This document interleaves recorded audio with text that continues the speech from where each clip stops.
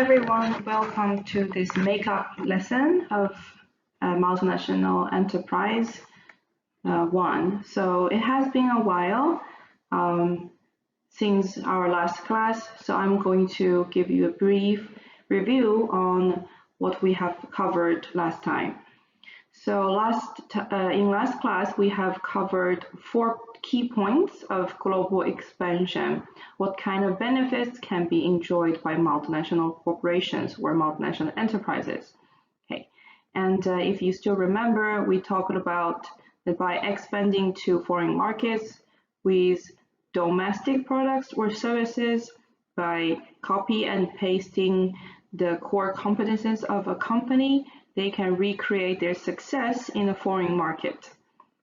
So in the first point, usually the multinational enterprises are performing as a teacher, and they're trying to copy and paste or duplicate their core competence, the secret recipe of their success back home, domestically to the foreign countries as well.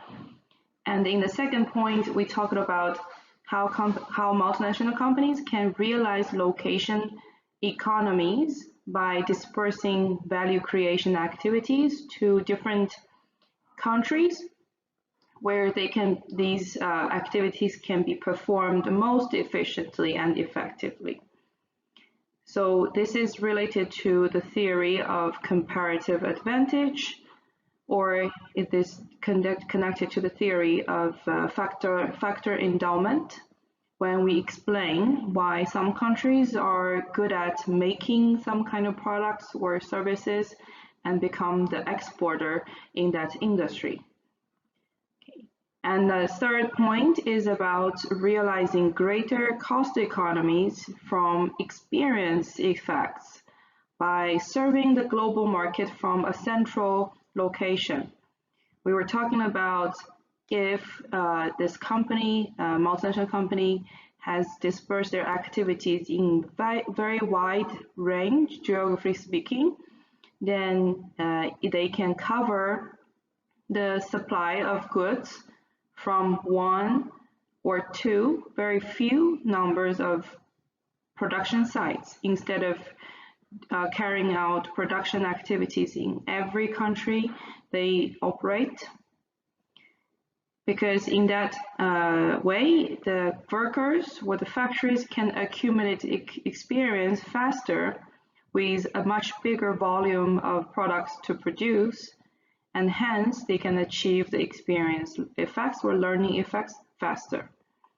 And the last point was a bit complicated. We were using an example coming from Daikin, making central air conditioning system for individual houses, for family use, not for industry use or not for commercial use, to show that multinational companies can earn a greater return by leveraging any valuable skills or knowledge that is developed in foreign operations in their local market, and then transferring these skills or knowledge to other entities within the company's global network of operations. So in the fourth point, the role of the headquarters of the multinational company and that of subsidiaries in foreign countries have changed slightly.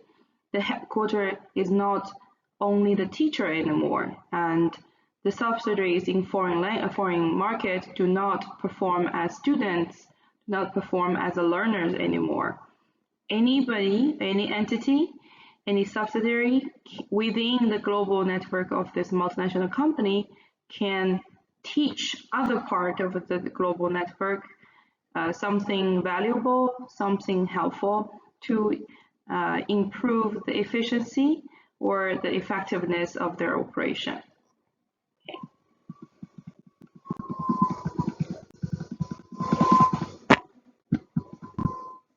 So if you remember what we have covered last time, then I would like to move on.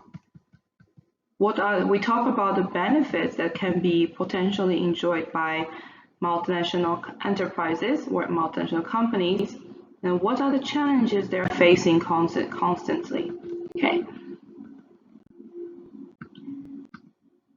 So they have two constant challenges to cope with.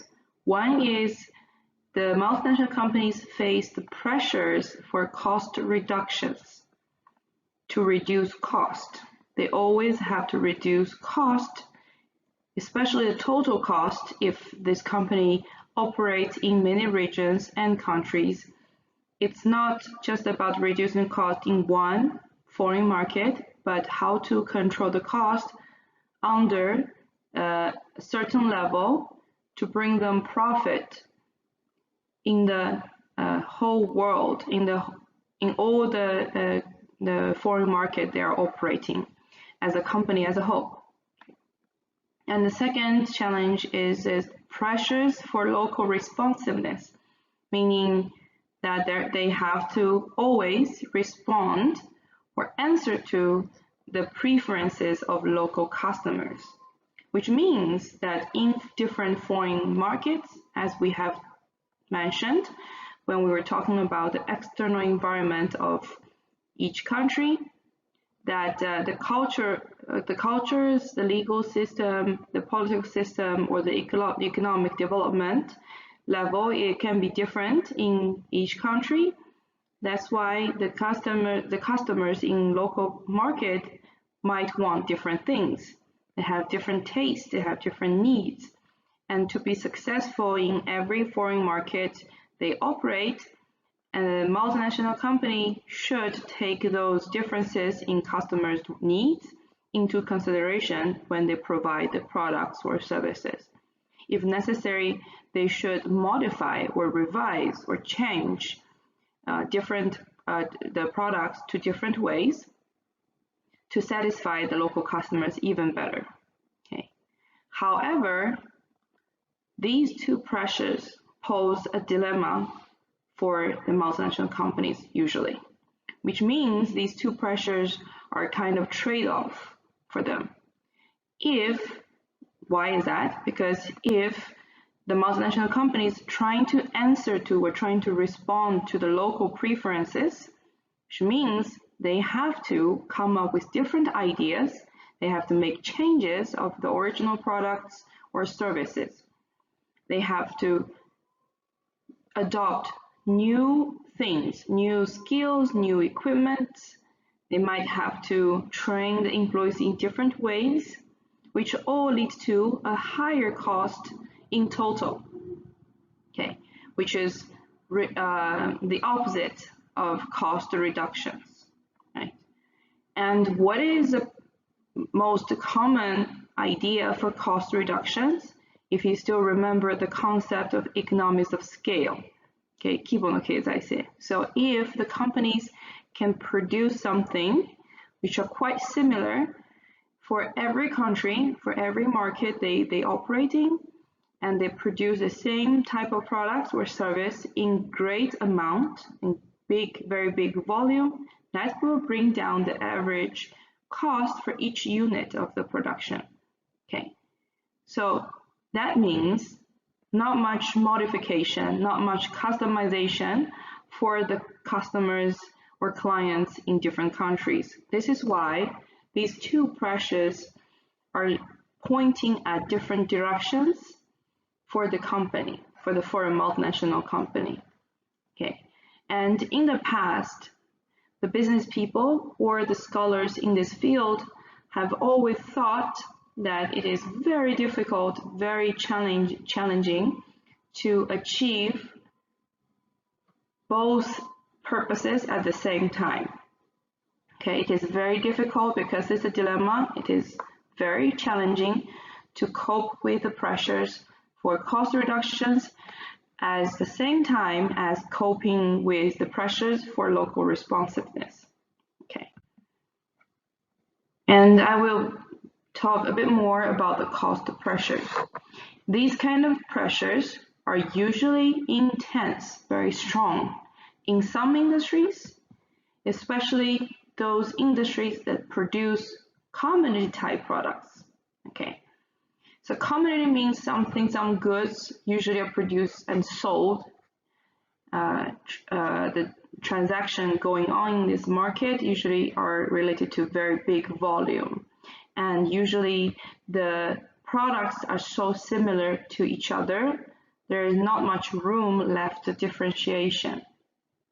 And differentiation, sabitsuka, is not that meaningful, doesn't mean much, because the clients, the customers are looking for a cheaper price. Because it's very difficult to appeal for a better value of a differentiated product in this kind of industries. Okay, that's why the price is the main competitive weapon, especially when the customers have very universal needs for the products, which means that tastes or preferences of consumers in different countries are very similar. To give some example, usually from the raw material industry, natural resources, for example, petroleum or steel or sugar, cement, tile. So when it comes to this kind of product, it's usually traded in big volume, and they have very unified standards for different type of products that satisfy different type of needs. And the customers across countries don't have very special preferences for them. And also, for example, personal computers nowadays, or LCDs for this kind of electronics or TVs, this kind of manufactured goods also represent some kind of universal needs, because the technology has been so mature and the customers cannot tell the difference between brands anymore. Some people might have preference for certain brands, but they cannot really tell the differences. Okay. Or other standardized low-end industrial or consumer goods. Okay.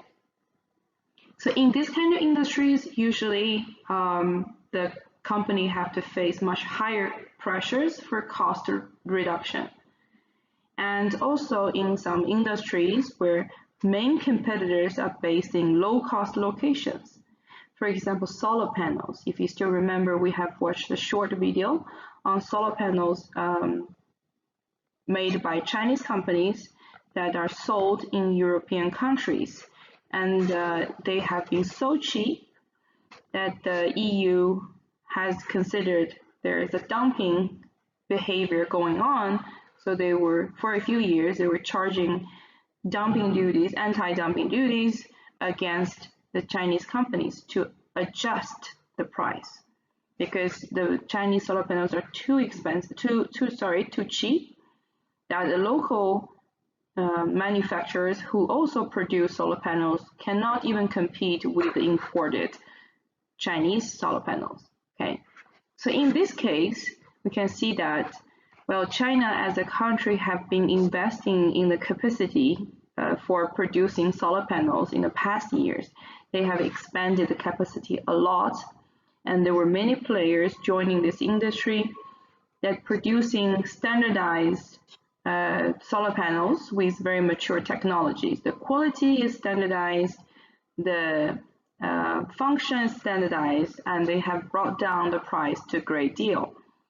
And if you are a foreign producer of this product, which is solar panels, want to compete with Chinese companies who are based in the low-cost country, then it is very, very difficult to achieve cost reduction to a satisfying level. No matter how much you reduce the cost, maybe you wouldn't be profitable when you're trying to win the competition with companies like that. And the third scenario for this cost pressure is that in some industries where there are too much excess capacity or supply but to the consumers of some kind of goods, which means the customers are facing very low switching cost. If the products are not that different from each other, okay, and there's so many of them in the market. So for the customers, they're only looking at the price. There's not much differentiation no matter which company they choose, the product is pretty standardized. They probably will be satisfied, and there's not much consequence or nothing, no losses they would suffer from if they switch between companies, between suppliers. In this case, we're saying that there's too much supply, too much production capacity in this industry, and customers will have much stronger negotiation power. They can just switch to a different supplier if your company says a very high price. Okay, so in this case, also companies have very high pressures for cost reduction. Okay, and when it comes to pressures for local responsiveness, okay, it happens when we see a lot of national differences. First of all, customers like different things, they prefer different things. A typical example is the local menu of McDonald's, especially when they operate in countries with very strong religious beliefs. There are some taboos for food culture, which is normal in the United States.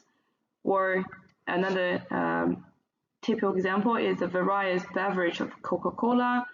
As you might know, Coca-Cola, they possess a very wide range of brands. Okay, it's a big company that has a lot of brands for drinks. And in Japan, they have canned coffee. They have a lot of green tea-based drinks. Okay, however, you don't see this type of drinks that much in Western countries. For example, in some European countries or in Australia, even the drinks are provided by Coca-Cola, but under different brands, which are usually brands focus on sport drinks, energy drinks, or fruit juice-based drinks, things like that. So they have different philosophies to satisfy different preferences by the customers. And another example is Ajinomoto's portfolio of products. So you can see that this is actually a picture showing the portfolio from their website. You can see on the horizontal axis, you see the preferences of customers from different countries, but they're also trying to reduce the cost by looking for something in common across countries. This is why on the vertical axis, they're showing the versatility of this product. Okay, so you can see that even for the seasoning, Ajinomoto, they have slightly different products for each country. Okay, so this is what we're talking about. When it comes to food and beverage, customers in different countries usually have different tastes. Okay, that's why the companies will face stronger pressures for local responsiveness in these industries. And there's a typical misunderstanding about automobile industry is that automobile industry sounds like an industry with less pressures for local responsiveness, but actually the reality is not quite so, because actually customers in different countries, they prefer different type of cars. For example, in America, customers usually have a strong demand for pickup trucks. Okay, and especially in the southern and western part of the United States, where many families, they have pickup trucks as a second or third car. And Toyota was also making pickup trucks, and they have very popular model in the US since 1995. And also this kind of, for example, this one is, I think, the Land Cruiser. It's kind of big SUVs. They can go on rough roads. Even the road condition is not so good. It's still comfortable or very useful for these kind of by using this kind of cars. And on the other hand, in European countries, where the roads are in general narrower than those in the United States, especially in the city area, in the urban area, and people have more or higher awareness of sustainability or fuel efficiency, or trying to keep it green. They might be looking for a more compact car which consumes less gasoline, or they can be more convenient being parking when park the car or drive around on narrow roads. So when it comes to China as a different market, customers, especially the younger generations, they would prefer the cars with good design. Design of the cars is a very important element for the customers to purchase a car, or at least make a decision which car to buy in China. And also the room, the space within the car is another key element for this kind of decision making. This is why you can see even same type of models coming from a Japanese company will usually be modified in a way that they look sportier or cooler with this younger design.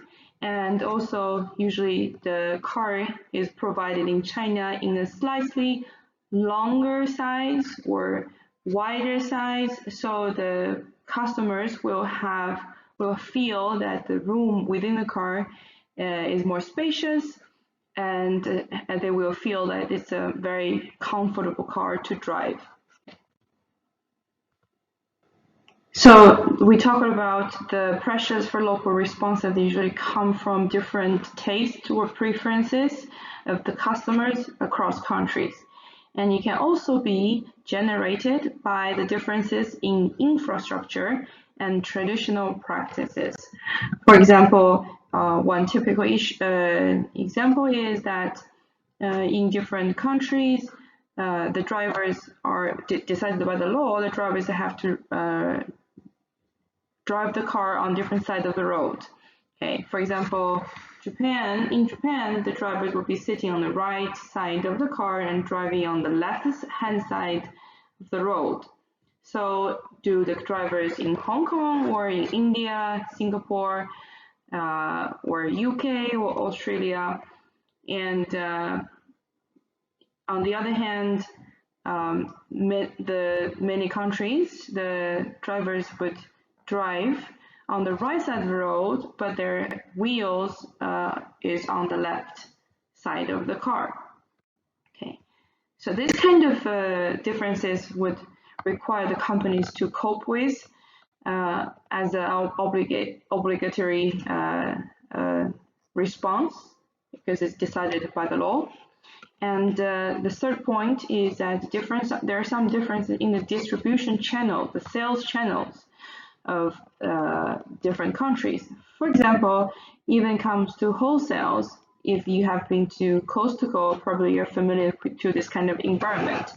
It is a wholesale style supermarket or hypermarket that usually the customers will shop in big packs, big volume packs, because they will drive from the urban area, which usually these shops are located in suburb area, and the customers in the US will be driving cars, so they can carry this kind of big volume packs home and stock them up in their pantries.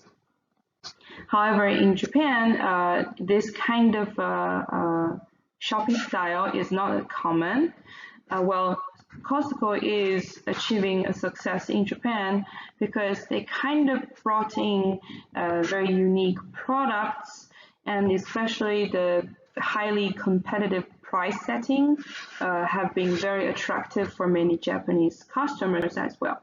However, in Japan, it is very difficult to buy this kind of big pack. So this is why when Costco operates in Japan, you can see many customers, they come with family, with relatives, or friends, so they can share this big volume pack together. They cannot consume one big pack all by themselves, but they can come to shop sometimes for the purpose of having a party or to have holidays, where they can just divide the volume between among themselves with the friends or with other family members. Okay, so the number 4 is about the host government demand. Sometimes the differences are brought by the government side.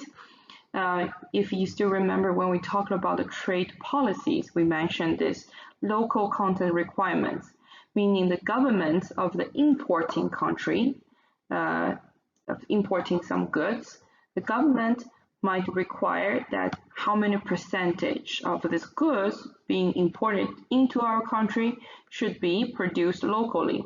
So how many percentage of the value or how many percentage of the components are actually provided locally or produced locally. Okay. So when it comes to this kind of situation, the multinational companies have no choice but to comply with this kind of demand. An example is the automobile industry in China. So the thing is that after the economic reform, automobile industry is definitely one of the industries that the country wants to strengthen, and to build the competitiveness or advantages of the Chinese car makers, who are, most of them are state-owned companies.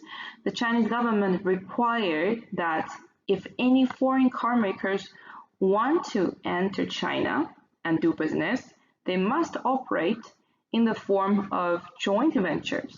They must form a joint venture with domestic companies, domestic players, which means doesn't matter which country you come from, either you're a German car company or Japanese car company or American ones, you must find a Chinese partner and make a joint venture. And then you can start producing and selling your cars under your name, under your brand name in China. That was a condition made or brought in by the Chinese government. It was not, it was a barrier that cannot be avoided. Okay, so by the way, Tesla is the first foreign car company ever could enter China and do business without making a joint venture with Chinese company. They could make a wholly owned subsidiary and started their business in China, but that's a different story. So it has been decades that this situation was going on, and these are the graphs and charts showing the relationships.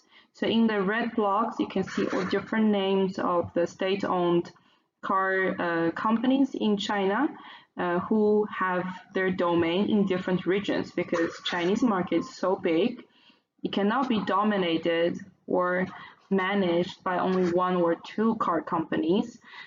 This is why if you go to China and you travel around the country and you cross regions within the country, you will discover they actually have many different car brands. And for example, I'm from Shanghai originally, and if I go to Beijing, I go to Guangzhou, I will see many car brands which I don't recognize or I'm not familiar with from those in Shanghai I see usually. Okay, so this is like a relationship chart between the foreign car makers and the Chinese car makers. So you can see in Shanghai that SAIC, the major player in Shanghai, which is a Chinese company, have 2 joint ventures with one Volkswagen or Volkswagen, because V is pronounced F in German, so Volkswagen, and GM, General Motors, from so one from Germany, the other from America. And you can see that, for example, Toyota has not just one, but several joint ventures with different Chinese partners. So this is the situation. This is why you go to China. If you can read kanji at the tail of the car, you can see different name of the joint venture. So when it comes to Honda, as it's showing the picture, there are different car models made and sold mainly by different joint ventures under Honda and different Chinese partners. Okay. So same situation for Mazda. Mazda also has several joint ventures with different Chinese companies, and they have different responsibilities for selling different car models. Okay. Sometimes it's a situation that they would have to compete with their own, you can say like more like a half sibling, because they're both selling Mazda models, we're both selling Honda models, but because these models are produced and created and sold by different joint ventures, the Chinese parent is a different company. This is why they're like more like half sibling, okay? And so they might be competing with each other as well. So based on these explanations on pressures for cost reduction and cost for local responsiveness, usually we can come up with this matrix of 4 different strategies for international business or for multinational enterprises. It's called I/R framework, IR framework. And this is a very, very important framework I would like everybody to remember. And so it refers to integration, responsiveness. I for integration, R for responsiveness. That's why it's called I/R, IR framework. Okay, so on the horizontal axis, you can see that we put in pressure for global integration. Integration, as you know, it means doing something together in the same way, integrate something, integrate the process, integrate the type of products. So this is a strategic choice generated from the pressures for cost reductions. Okay, as we mentioned, to effectively reduce costs, it is reasonable for companies to make something similar or even the same in big volume. They don't change the products or services that much. And on the horizontal axis, we see the pressures for local responsiveness. Okay, if we put a high and low for each axis, we will have a matrix like this, showing 4 different strategic choices of international business. Okay, so we will explain this. First of all, in the industries where the pressure for cost reduction is low, and also the pressure for local responsiveness is also low, you can imagine this is an easy situation for doing international business. In that case, the companies, they can just have their original products or services exported or sold to a different country. Okay, they don't have to change it that much, and they don't face much pressure for cost reduction, so they don't have to worry about the pricing as well. And to give an example, if you still remember this graph showing the theory of product life cycle, okay, I think I mentioned a small case about Xerox, okay, not Fuji Xerox, but Xerox. So as I mentioned probably before, that Xerox is an American company, was the first company, well, one of the pioneers who commercialized photocopiers in very compact sets for business use. And so in the past, the photocopiers, when it was just invented, it's usually very big, can be as tall as to the ceilings. But Xerox, using their own technology, they managed to make it, to produce it in a much smaller size, as you can see in the black and white picture. So it was a hit for business offices, and it was expensive, of course, and but they didn't have many competitors back then because they were one of the pioneers in terms of making commercial photocopiers in this size. Okay, they represent the more advanced technology, a better quality of the product, so they can charge the customers or clients at a higher price, even if it's very expensive, because, well, they don't have to worry about the competition.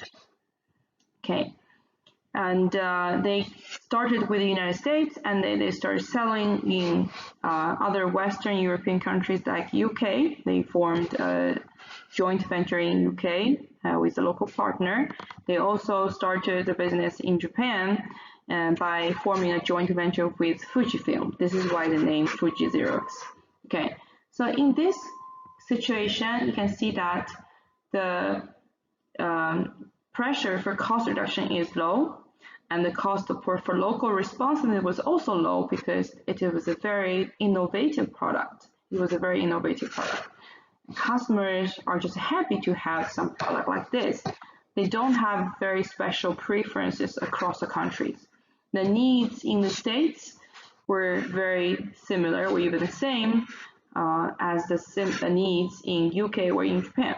Okay, so you can see in this phase, companies just can export or they can just sell their products without thinking too much about changing the product or reduce the cost. And then over time, or in different countries, different industries, the situation might be different. If we take a look at the situation that the pressures for local responsiveness is still low, but the company is facing much higher pressures for global integration. Okay, then we can see that the more reasonable strategic choice for the multinational company is global standardization strategy. Okay, and in different scenario that the pressures for cost production stays low, however the pressures for local responsiveness goes up high. That means for this multinational company, maybe it is more reasonable to adopt a localization strategy. So what are these two different strategies? Okay. So for global standardization strategy is typically like Apple. They're making same products, okay, with the interface and operation system that can handle multilingual needs across countries and regions.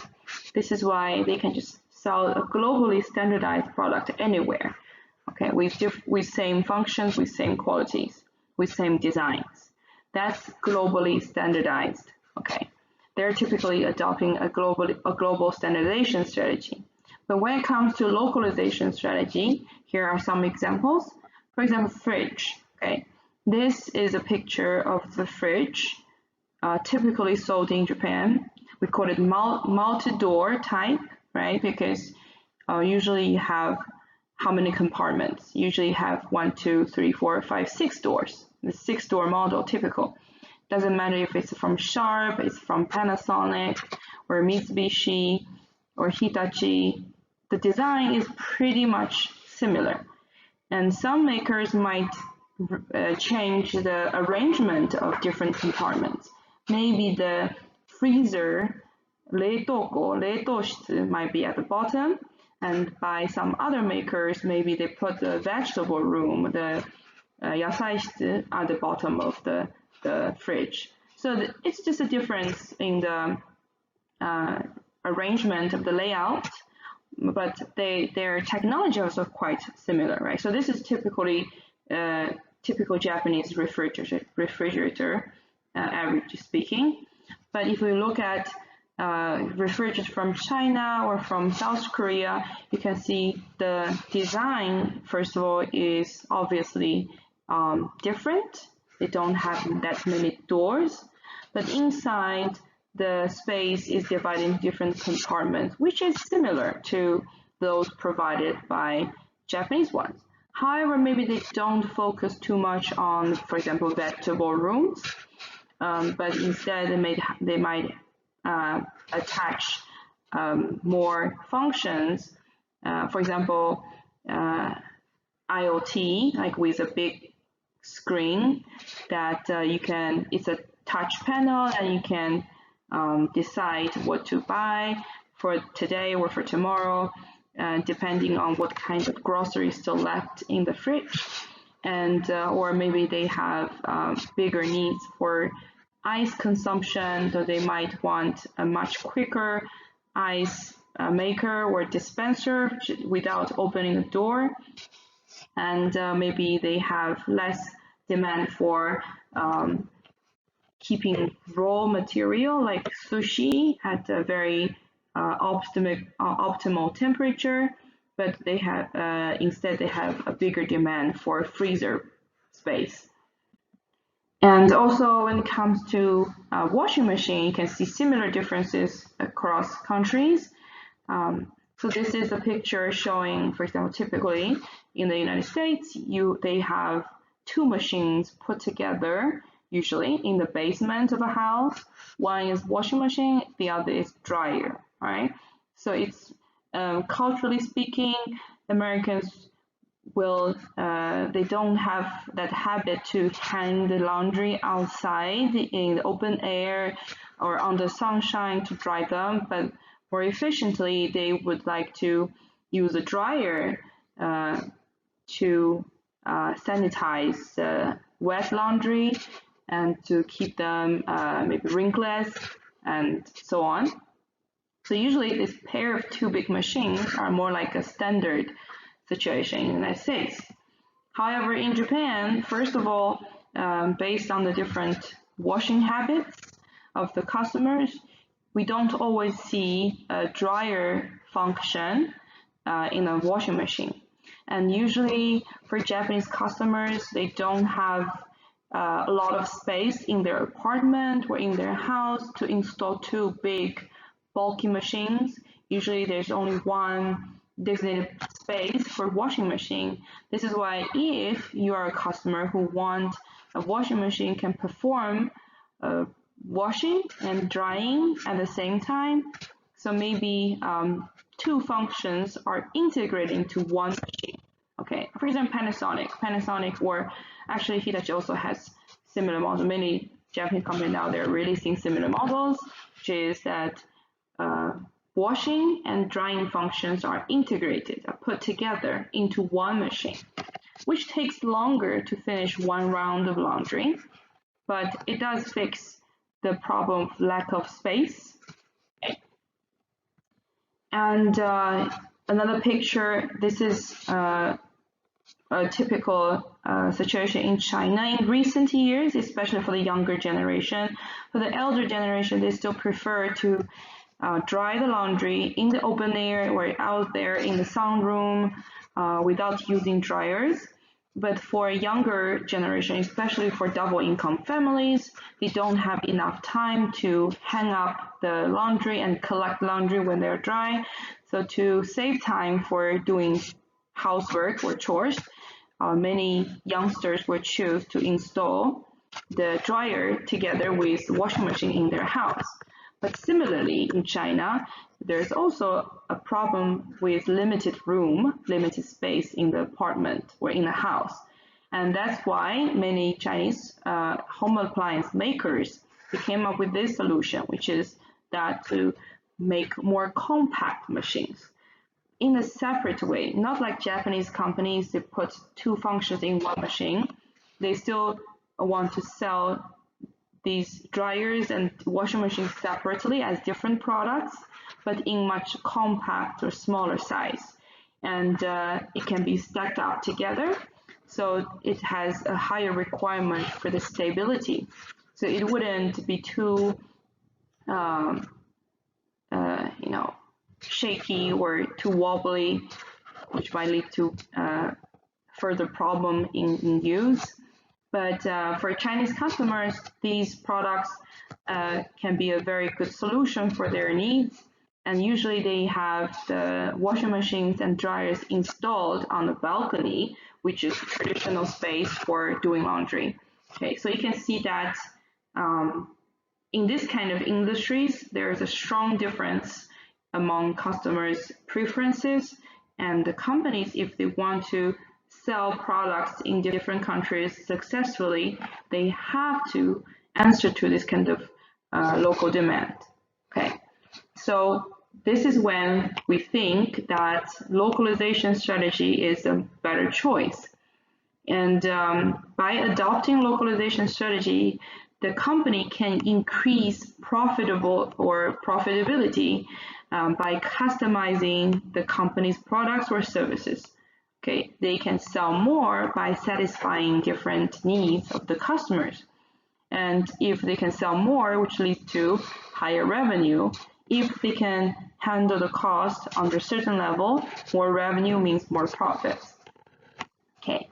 However, it would also, like we mentioned before, it would also generate comparatively higher cost because they're trying to do something different across countries, and while they do that, there might be some overlapping parts, some duplication of functions, and they would have a smaller lot or smaller production runs for each region or each country. Okay, so then you might have this question: what if the industry has higher level for pressures for local responsiveness as well as higher level for the pressures for local global integration? Then what can the company do? Okay, so in this case, we can say that the multinational companies are facing a very tough challenge because, as we mentioned, these two pressures are kind of a dilemma. It cannot be, or it's very difficult to be addressed at the same time. Okay, this is why a very famous pair of scholars, Bartlett and Gulshaw, they published a book, and they actually published a series of papers around the end of 1980s and the beginning of 90s, saying that, well, to propose the idea of a different strategic choice, which is called transnational strategy. That's what they call them, what they call it. So this transnational strategy means that, well, the companies, if they want to simultaneously at the same time achieve low cost and also differentiate products or services, this is what they can do. One, they should achieve low cost through location economies, okay, and economies of scale, and also learning effects. Okay. Number two is like they should differentiate products or services offered in different foreign markets to respond to local differences. And as we talk about, the two different things can be difficult to achieve at the same time. So how to do it? The key point is that under this strategy, the company should facilitate or should encourage a multi-directional flow of skills or knowledge sharing between subsidiaries within the company's global network. Sounds familiar? This is like Daikin case we talked about last time. So to reduce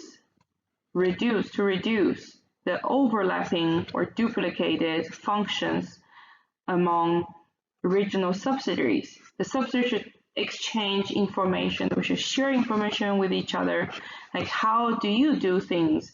What is your procedure? What is your process in your organization? And by exchanging information, they could realize that, oh, we are same, or we have something in common when it comes to this process. Then we can make it a globally standardized process, which will not cost us extra money. Or they can only, by exchanging information, the subsidiaries can realize, okay, this is the part that we are different from each other. This is why we can divide the same things we do from the different things we do from each other. And then they can focus their differences, and they can exploit or utilize their financial resource even more efficiently.